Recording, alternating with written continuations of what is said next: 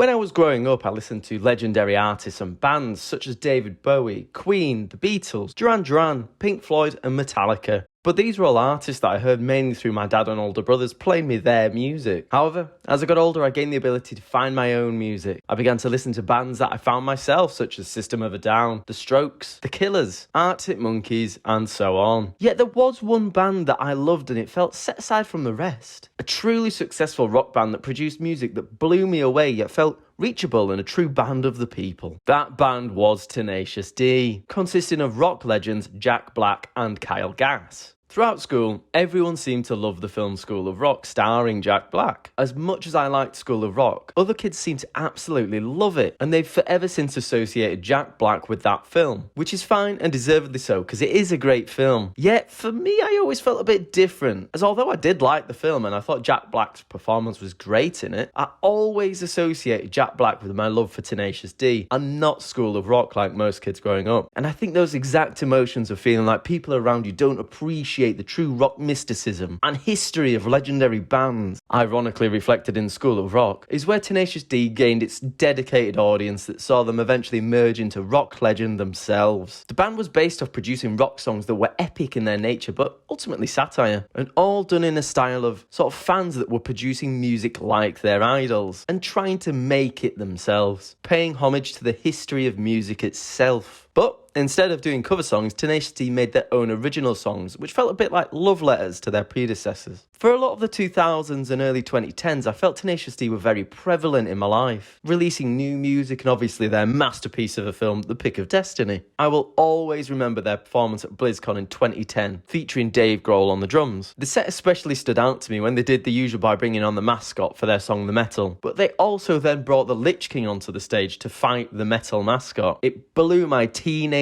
gamer mind, much like the first time I heard Master Exploder. But alas, with Jack Black now becoming a massive film star, it can feel like Tenacious D has taken a bit of a backseat at times. Ironically, already stated in the storyline in the song The Ballad of Hollywood Jack in the Rage Cage. So, have Tenacious D taken a backseat? Or better yet, what happened to Tenacious D? Well, let's get on with it. But first, let's take a quick look back.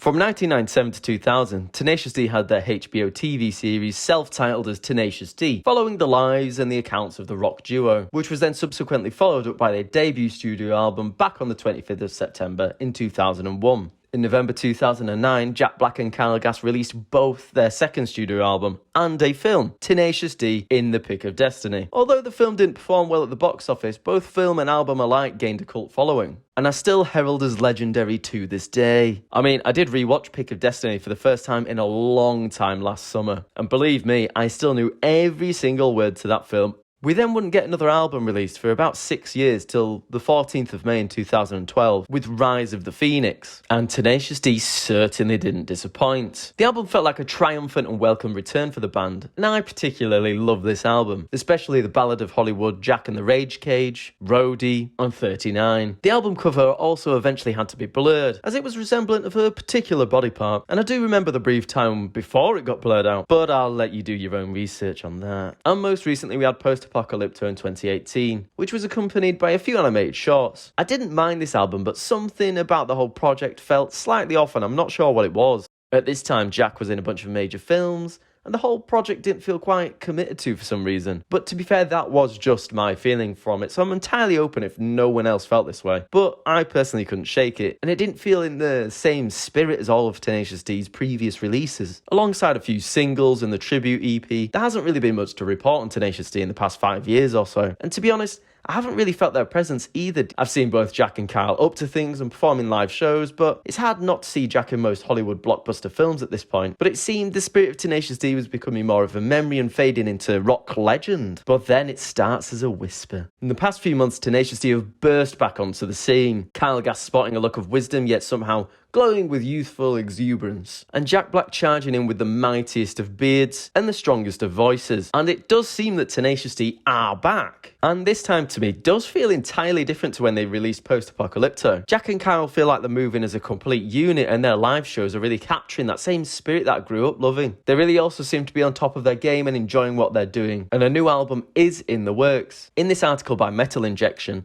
Jack stated how they are working on something, but you can't preview any of the material because it's too powerful, which seems about right to me. There's also this great interview to hear a bit more into their ongoing, such as discussing new music, past music, and a potential sequel to The Pick of Destiny. They also did a great cover of Wicked Game by Chris Isaac, which you should definitely check out in the meantime whilst waiting for them to drop new material, alongside any live performances. One I can recommend is this live show from the 18th of September, from a show in Milwaukee. I'd also recommend checking this recent live performance of one of my favourite songs of theirs, The Ballad of Hollywood Jack and the Rage Cage. Overall, I think the fact that these guys are still smashing it out and creating such an amazing sound whilst capturing that youthful essence of being a naive rock fanboy on the rise is credit to what great musicians these guys actually are, and always have been. It's easy to forget that they're great musicians due to the satirical nature of their music, but you can't produce such great music and a great sound for as long as they have now, without being both talented and hard-working rockers. I'm really happy to see Tenacious D are back and fighting on the forefront.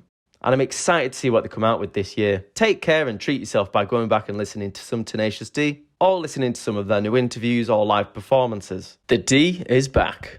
And on that note, I think I'll say ta-ra for now, and I'll see you later.